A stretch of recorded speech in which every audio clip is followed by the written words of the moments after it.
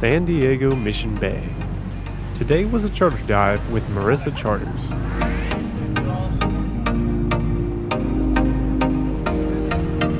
The destination was the HMCS Yukon. It lies 1 mile offshore.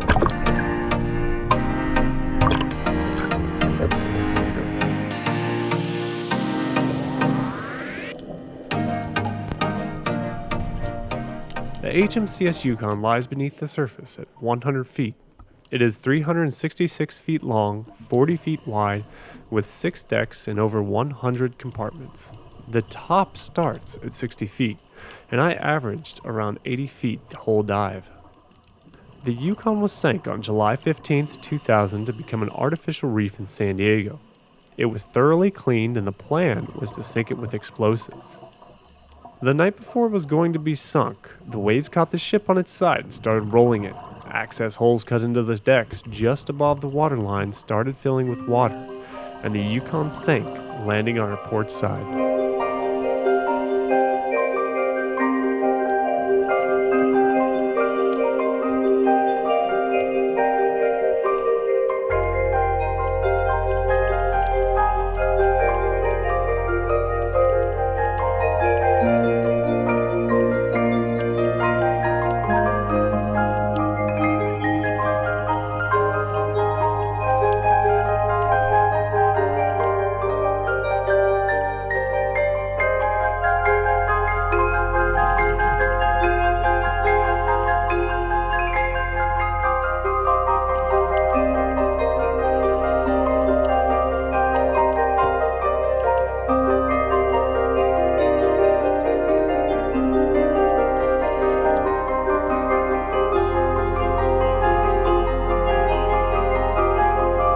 The HMCS Yukon was a Mackenzie-class destroyer and served in the Royal Canadian Navy from 1963 to 1993.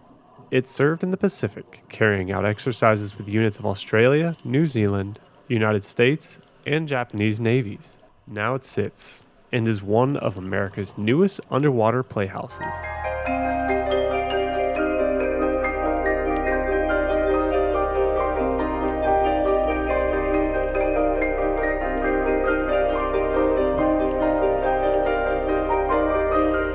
I came across a beautiful starfish attached to the side of the wreck during my dive.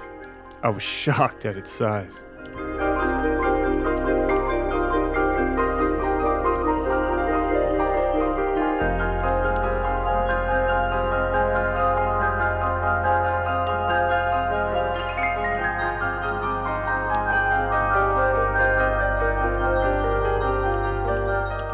The wreck itself is extensive and enormous. It would take a couple of dives to be able to completely take in the entire ship and all it has to offer.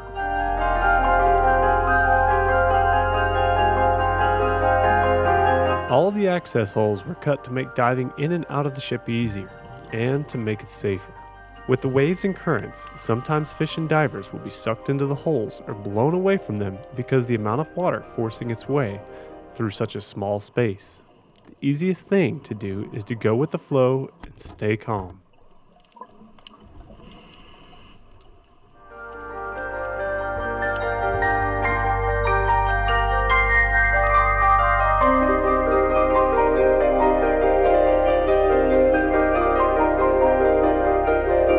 The colors of the coral polyps covering the ship were incredible.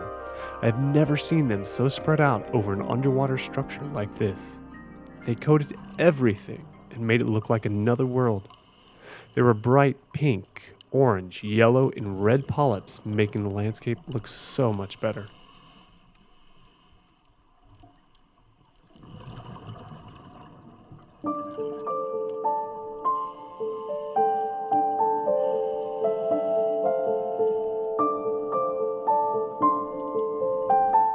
In order to see these colors, you will need to take flashlights.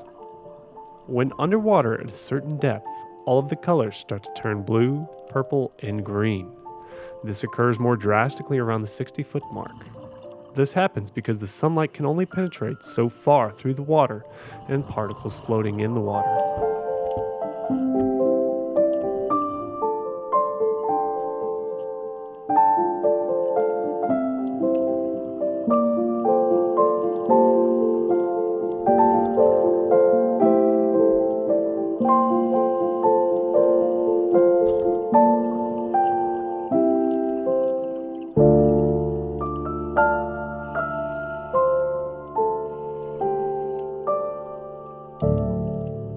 Going inside of a wreck is always a great feeling. Every time I see an old ship laying on the bottom of the ocean, I always want to go in and explore it. Scuba diving has allowed me to do these things and take me where very few have gone before.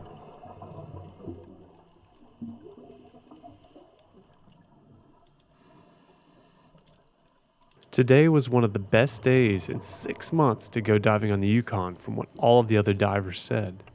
The visibility was amazing and you could see very far underwater. Typically, they said it is usually very low visibility, and on this day I really lucked out.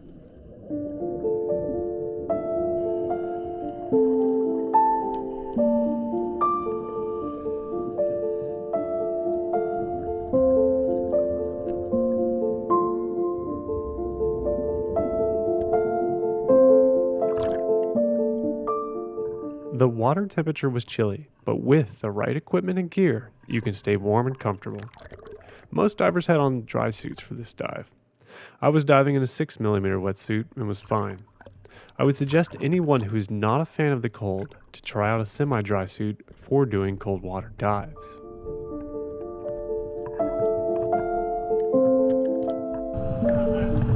That is so cool though.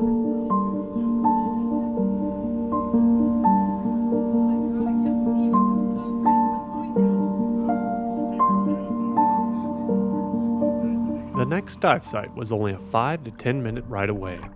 This next wreck was the wreck of the Ruby E. It is another artificial reef sunk in 1989.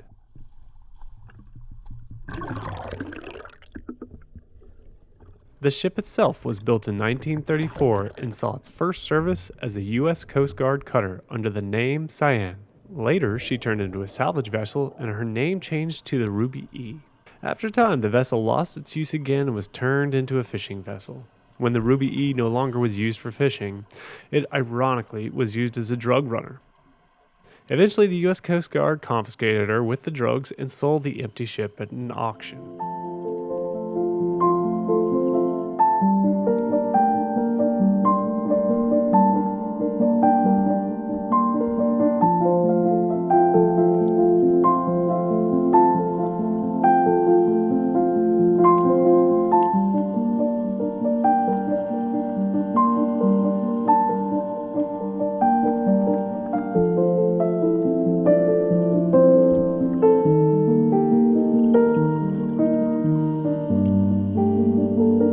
The wreck itself sits at 65 to 80 feet of water.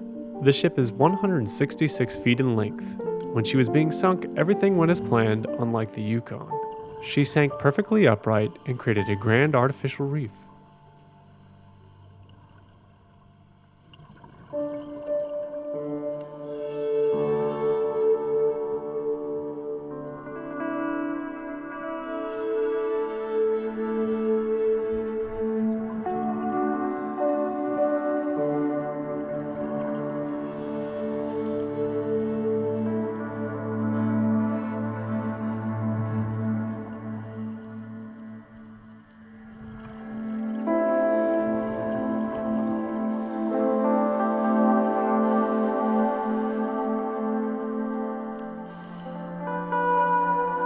On this dive, I was much colder because I did not dry off my upper body in between dives. This made my dive slightly more miserable, but nonetheless, it was a wonderful experience with very good visibility. On a side note, if you use Marissa charters, the boat has an air compressor, so when we were up on the boat, we did not have to change out tanks. The dive master came around and filled up our tanks straight from the boat, making the trip so much easier. This makes for less tanks on the boat and more room for other important gear.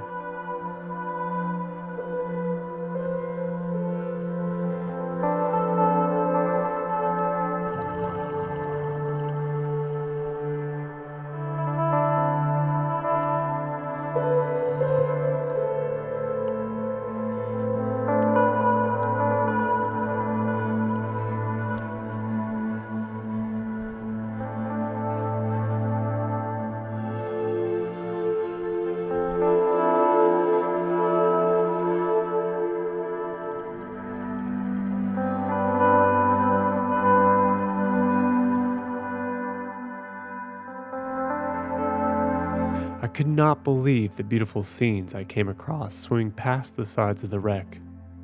It looked like a mural painted by nature.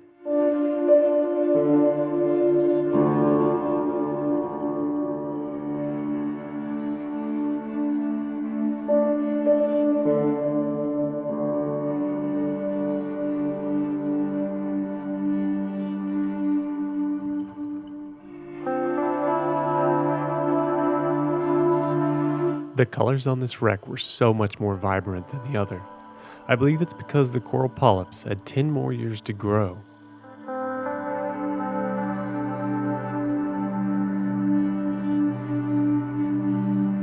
The structure of the vessel has been underwater for quite some time, making it very unstable and unsafe to go inside of.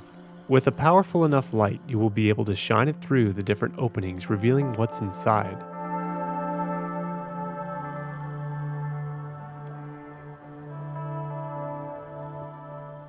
When going in and out of wrecks, you need to be smart with how you enter and know where your gear is so it doesn't get snagged, break, or rub up against the wreck.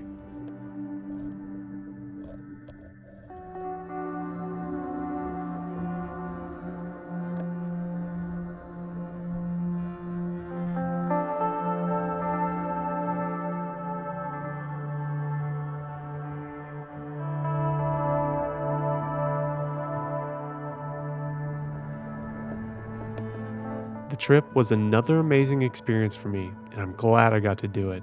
I highly advise everyone who wants to take a dive to come on this trip and do these wrecks.